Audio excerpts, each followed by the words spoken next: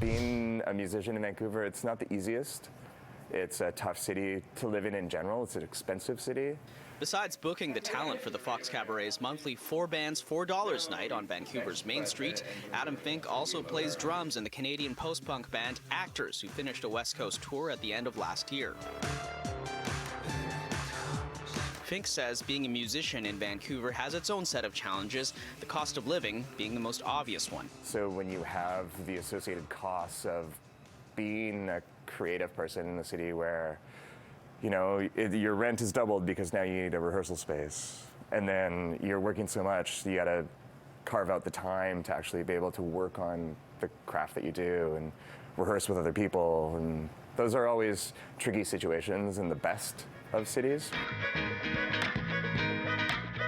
Ian Cromwell ran for Vancouver City Council in 2022 on a platform that included more investment in arts and culture, and he says the intersection between music and housing, one of the city's most pressing crises, is front and center for him.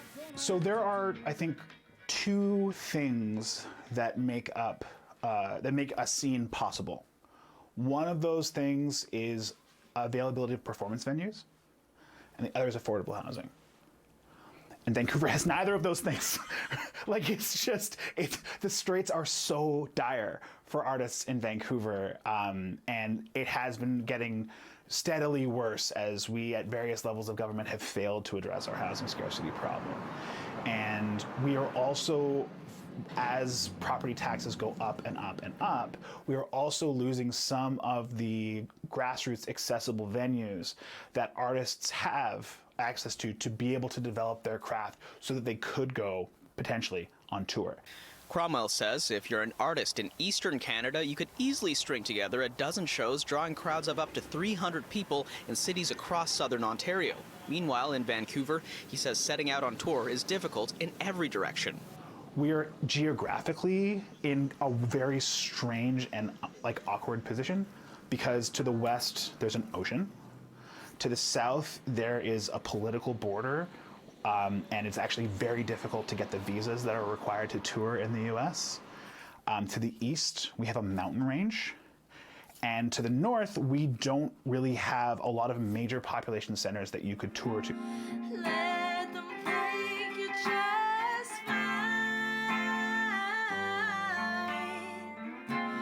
Vancouver's Ramen Fog just got back from playing a festival in Kelowna at the start of February, but by the end of this summer, they're planning to wrap things up as vocalist Amy Tan says she's moving to Montreal, and guitarist Rowan McDonald is going on a trip around the world. Despite the challenges faced by Vancouver artists new and experienced, one thing Tan and McDonald can't deny is the community that has lifted them up in Vancouver.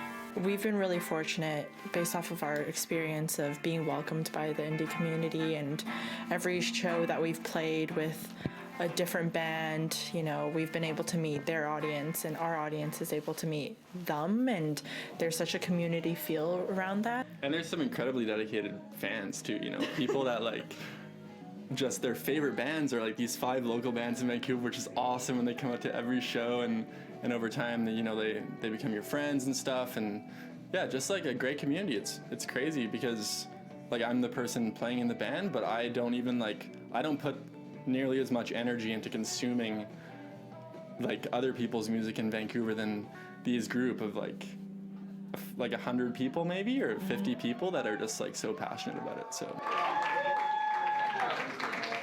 In Vancouver, Kier Junos, City News.